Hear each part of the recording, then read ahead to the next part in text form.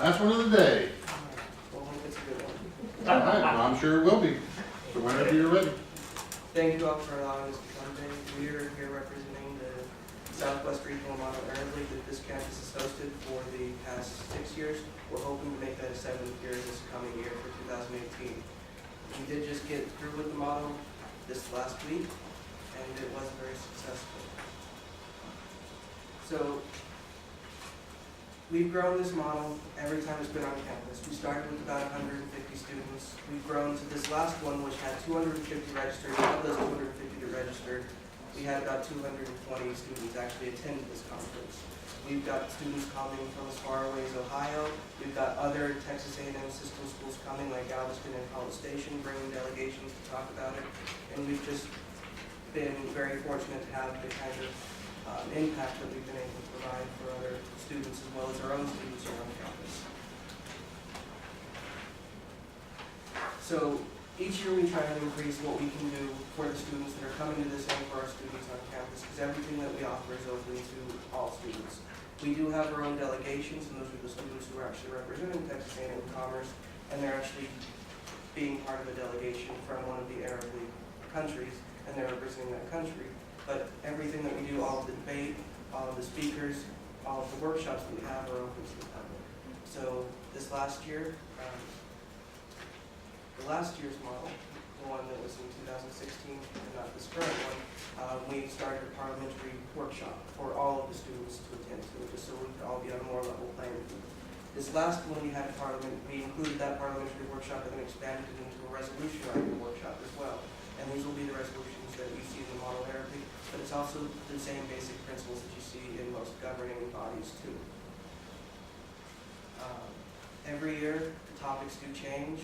We've had topics that students have come to try and work together in to figure out how extremism, education in the Middle East, women's rights, civil rights, political issues, all of that has come together and has been impacting the Middle East and how they can work through to figure out how, from the point of view of a delegate from a Middle Eastern country, work through getting that resolved.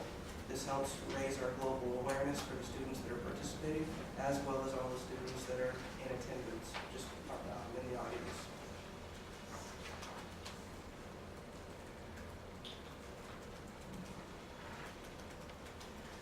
We love to host it here just because we have a wonderful campus. We have one of the only schools in the area that has the room to host everything. The RSC is great for that.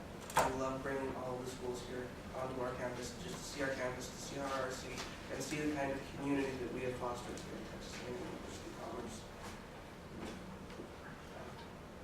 In addition to our active participant students, they're learning public speaking skills, they're honing that craft, they're learning here in Texas A&M Commerce. They're working through real world problems and the actual issues the Arab League is going through so they can get a globalized perspective, like I said before. And they're working through problem solving skills and critical thinking and diplomacy.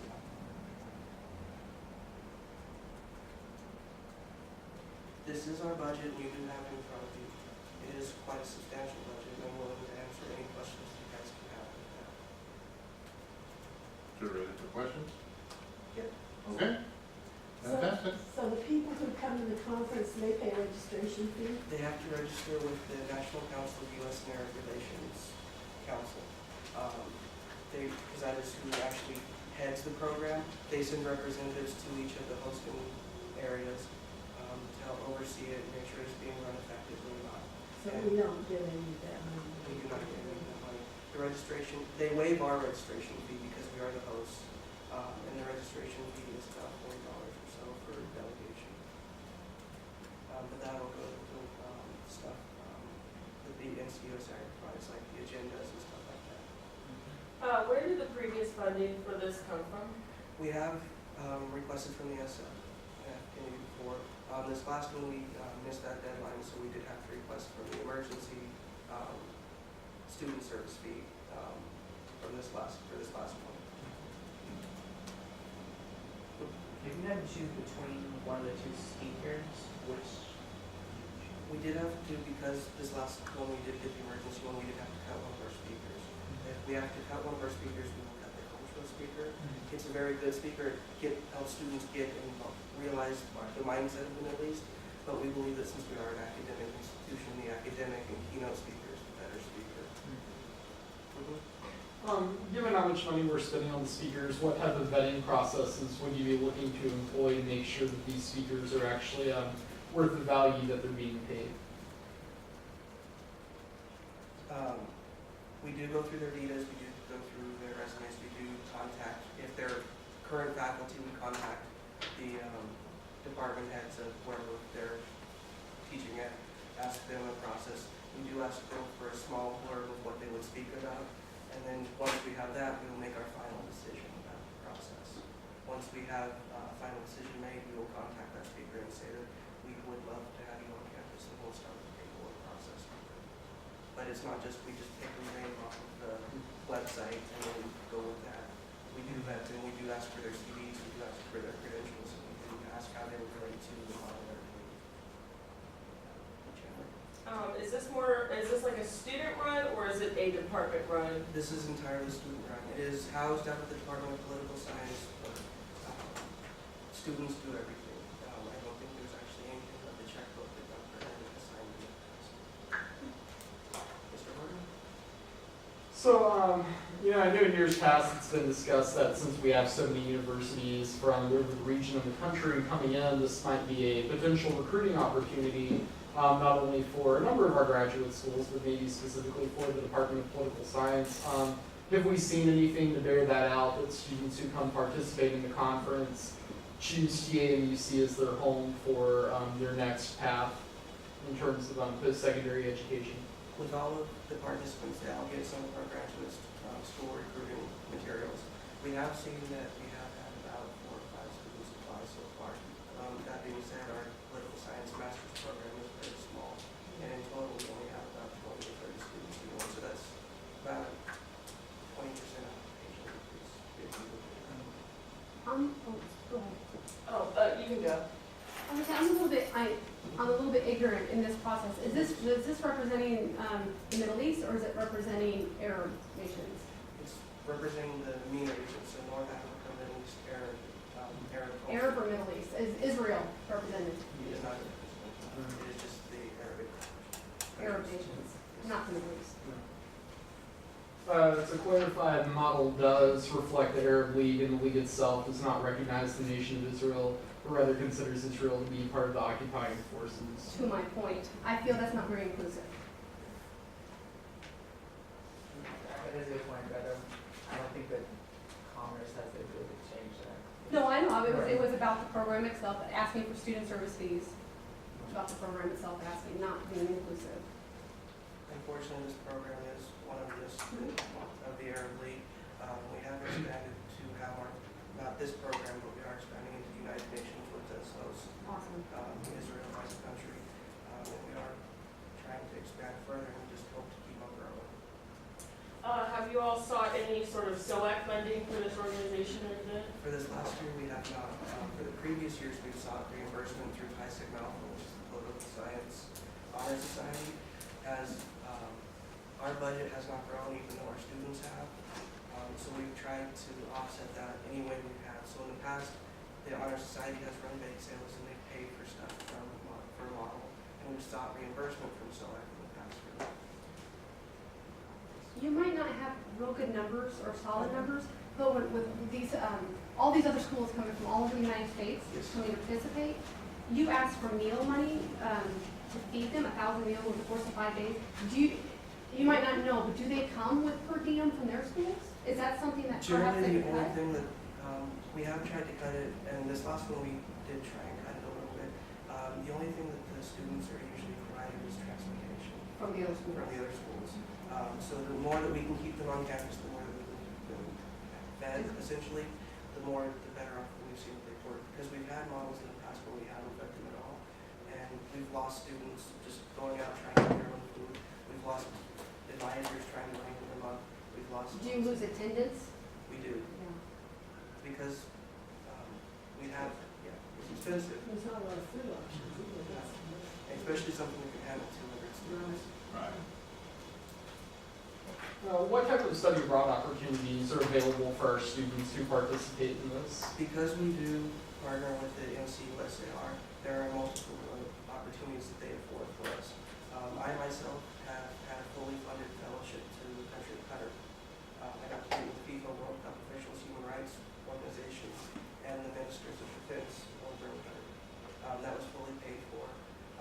They have language study immersion programs, and they have Saudi Arabia trips as well. And I believe they're expanding to Morocco and Lebanon. Could any major join this program? Yeah, you do not have to be from political science. In the past, because we do have an economics council which deals with money and funding and all that, we have had people from our economic department and our business and marketing divisions as well. Journalism is also a big, we've also had quite a few students in journalism as well. So is the large majority of participants political science majors? It is, just because we're all concerned. That's fine, but what sort of benefit does that provide? Like as far as, I don't know, career mindsets and like what sort of benefit does that provide? Well, I was just gonna say, for me, this was my first year listening to it. And before I answer, by the way, I am not a graphic designer background. Help to prepare this. My name is Elsa Castro, and I'll be the Secretary General next year. I'm a sophomore, and I'm a paralegal studies major and a piano minor. But to answer your question, I think that really what it does is, first of all, it helps hone those public speaking skills, like we were saying before. That's so valuable in any kind of area, whether it's interview, whether it's just speaking respectfully with your boss. And then it really opened my eyes to how global our world is, seeing, like the countries that weren't represented and seeing the countries that are. So I think those are the two main things. And also it looks awesome on your resume. Because people ask about it and they say, what did you do? And then you get to explain it. There are also many internship opportunities with the National Council on U.S. and Arab Relations, and those will get you into D.C. working with dignitaries, working with the State Department, working with a lot of people, and they pay for all of that as well. Are conference proceedings open to the public? Yes, all of our proceedings are open to the public, including speakers. Any of the council sessions, we have audience attendance, and the only thing that unfortunately is not open to the public is usually the cultural speaker or the keynote speaker at the dinner that we provide, just because that's hard to gauge how many people we have. And just to add a little bit into this, I was recently part of Model Arab League, and this was my first semester, my spring semester. I'm a business administration major, have no ties to the political science office or department. As a cultural experience, it really opened my eyes to a lot of different nations and putting myself into those shoes and how they would act in the actual league. It creates that professionalism among students. A lot of them are seeking either higher education or some sort of professional development. And this, you have to dress business professional every single day, be able to approach your chair in a respectful way, as well as your individuals around you, as well as communicating in a sort of debate style that can still be a friendly way to do as well. So I think it is very beneficial, and especially the fact that it's open to multiple students and a selective course. It gives that edge to the course as well. Are you providing meals to students who currently attend the university, or are they? It's just, if they do not have a meal plan, then we do provide just to make sure that they are taken care of. If they do have a meal plan, then they are on their own. David, how flexible is your supplies and advertising line item? It has been very flexible in the past because, especially for this last year, we've had to be pretty creative in what we can provide for students. So that is probably one of the more creative spots where we can be selective as far as the budgeting goes. We have had the thumb drives, which are very important as we're working for solutions and passing them back and forth so that everyone can form a so everyone can get on board with them and work through them and figure out their own issues. The thumb drives have been donated by the President's office in the past. And then other materials like pens, pencils, and notepads will go to other offices for trying to get for. Are you an undergrad student? You're a graduate student, and you do this? Yeah, it's a lot of distance. Okay. You guys got 30 seconds if you want to say anything else. I do hope this goes through. because of our difficulties with this last one, we have had to cut other funding, like our Holocaust Days of Remembrance, that we usually put on, and a few of the other programs that the Board of Science Department does this year.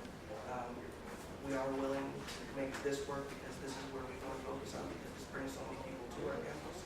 But we just like to make this easy for the rest of our program as possible. Thank you. Yes, thank you so much. Thank you very much. Appreciate it.